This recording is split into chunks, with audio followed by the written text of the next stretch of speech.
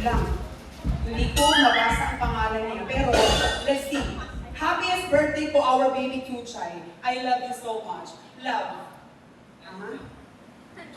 Okay? Meron pa siyang first name, I don't know. Pero ang second name niya ay Nicole. Ikaw! Ano yan? Ang pininawan mo, ha? Ang tuloy ng pangalan.